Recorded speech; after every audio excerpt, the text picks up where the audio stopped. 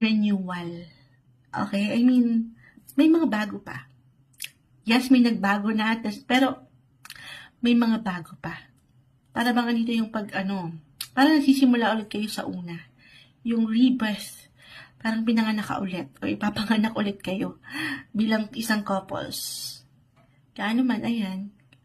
May ilang transitions kasi Sinubok na kayo. Couples, married, hindi kailangan mag-apply po agad-agad sa inyo, okay? Lalo pa single. Just only take what resonate. Ayan. Pero for some of you, na ito na, gusto na ng bago, meron pong bago. Merong love or marriage proposal, or meron talagang ikakasal ngayong September.